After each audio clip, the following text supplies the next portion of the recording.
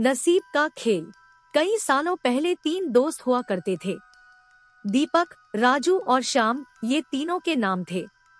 दीपक और राजू अच्छे खासे धनवान परिवार से ताल्लुक रखते थे। श्याम बेहद गरीब और साधारण परिवार का था। पैसों के मामले में इतनी असमानताएं होने के बावजूद तीनों की दोस्ती ऐसी थी कि वह एक दूसरे के लिए कुछ भी करने के लिए तैयार हो जाते थे।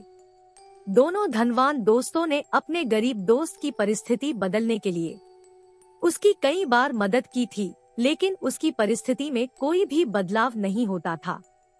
वो कहते हैं ना कि समय से पहले और नसीब से ज्यादा किसी को कुछ नहीं मिलता। बस ऐसा ही कुछ श्याम के साथ होता था। तीनों ही जवान हो गए। दोनों धनवान दोस्त अपना अपना व्यापार अच्छे से करने लगे और पहले से भी ज्यादा धनवान बनते चले गए। श्याम की हालत बद से बदतर होती गई। अपने दोस्त की बिगड़ती हुई हालत देखकर दीपक और राजू ने उसके लिए कुछ करने का फैसला किया। दोनों ने 100 सोने के सिक्के एक थैली में रखे और श्याम को देते हुए कहा, तुम इनसे कोई व्यापार शुरू करो और पैसे कमाओ और अपनी गरीबी दूर करो। श्याम ने उन 200 सिक्कों में से 5 सिक्के घर खर्च के लिए निकाले और बाकी के 195 सिक्के अपनी पगड़ी में बांधकर शहर की तरफ जाने लगा, ताकि वहां जाकर व्यापार के लिए कुछ जरूरी चीजें ला सके। वो गांव से कुछ दूर ही पहुंचा था कि आसमान से एक चील उड़ती हुई आई और उसकी पगड़ी उड़ा कर ले गई। श्याम ने उसका काफी पीछा किया, लेकिन चील इतनी ऊंची और तेज उड़ी कि उसको आखिरकार हार मानकर अपने घर लौटना पड़ा।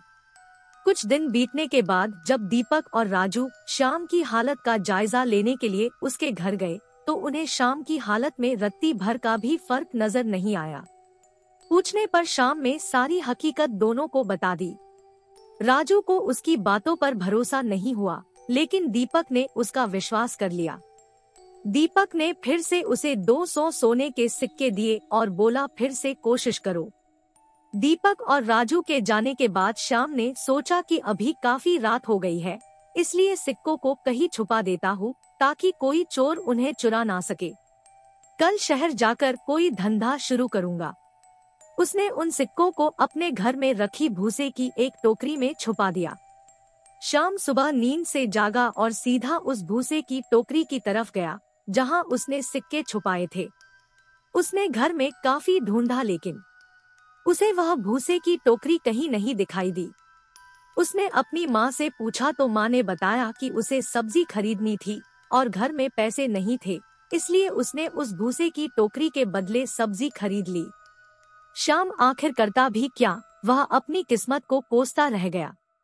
फिर से कुछ दिनों बाद दीपक और राजू श्याम को मिलने आए, तब भी उन्हें उसकी परिस्थिति बदली हुई नजर नहीं आई, बल्कि इस बार तो उसकी हालत और ज्यादा खराब हो गई थी। उसके कपड़े फट चुके थे और घर में कपड़े सीने के लिए सुई तक नहीं थी। दीपक और राजू के पूछने से पहले ही श्याम ने अपने साथ घटित हुई घटना के बारे में सब कुछ सच सच दोनों को बता दिया। वह बोला कि तुम लोग मेरी मदद करना छोड़ दो। अब तो मुझे भी लगता है कि मेरी किस्मत में धनवान बनना लिखा ही नहीं है। मेरी वजह से तुम्हारा भी काफी नुकसान होता रहता है। राजू को अपने दोस्त की ऐसी हालत देख उस पर दया आ गई, लेकिन वह जानता था कि वह चाहे कितनी भी उसकी मदद करने की कोशिश करे, उसका परिणाम बिल्कुल निष्फल रहता है। इसलिए वह तुरंत बाजार जाकर एक सुई खरीद कर लाया और उसने श्याम को वह सुई दे दी। राजू और दीपक के जाने के बाद श्याम ने अपनी माँ से कहकर अपने फटे कपड़े सिलवा लिए। उसी रोज उनके पड़ोस में रह रहे मछुआरे की बीवी उनके घर आई और सुई मांगने लगी। वह बोली, मेरे पति को मछलियाँ पकड़ने जाना है, लेकिन हमारा मछली पकड़ने का जाल कई जगह से फट चुका है। अगर आपके पास सुई है तो मेरी मदद कर दीजिए, इसके बदले में मैं आपको एक अच्छी सी मछली देकर जाऊंगी। श्याम की माँ ने उस महिला को सुई दे दी। अगले दिन वह महिला एक बड़ी सी मछली के साथ उनके घर आई और उन्हें धन्यवाद देते हुए सुई और मछली उनको देकर चली गई। श्याम की माँ ने जब मछली को पकाने के लिए काटना शुरू किया तो उसके पेट से चमकीला पत्थर निकला। श्याम को पत्थर कीमती मालूम पड़ा। इसलिए वह जौहरी के पास जाकर उसकी जांच कराई तो वो बेहद कीमती हीरा था। उसको बेचकर श्याम को 20,000 सोने के सिक्के मिल गए। इतने सारे पैसे उसकी गरीबी दूर करने के लिए काफी थे।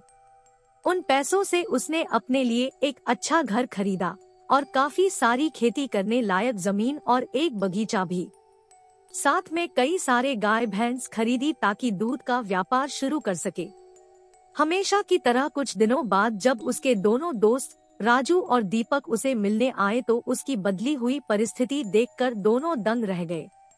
इस बार दीपक को श्याम की बातों पर भरोसा नहीं हो रहा था। उसे लग रहा था कि जरूर उसी के दिए पैसों से श्याम ने तरक्की की है, लेकिन वह बताना नहीं चाहता। लेकिन राजू को उस पर विश्वास हो गया था कि जरूर उसी सुई की वजह से उसकी किस्मत बदली है। श्याम अपने दोनों दोस्तों को अपने खेतों में घुमाने ले गया और बाद में अपने बागीचे में। वहाँ पर कुछ बच्चे पहले से एक पेड़ पर चढ़कर फल तोड़ने की कोशिश कर रहे थे। बच्चों ने गलती से वहाँ पर एक पक्षी का घोंसला गिरा दिया, जिसमें एक पगड़ी के अंदर 195 सोने के सिक्के वाली वही पोटली थी जिसे कभी एक चील श्याम के सिर से ले उड़ी थी। उसे लेकर जब तीनों दोस्त घर को लौटे तब श्याम की माँ गाय भैंसों को भूसा खिला रही थी और उसी दौरान भूसे की एक टोकरी से वह 200 सोने के सिक्के भी निकले, जो श्याम ने कभी अपने पुराने घर में भूसे की टोकरी में छिपाए थे। उसकी किस्मत कुछ ऐसा खेल खेल रही थी कि उसके हक की सारी चीजें और खुशियां उसके पास लौटकर आ रही थी।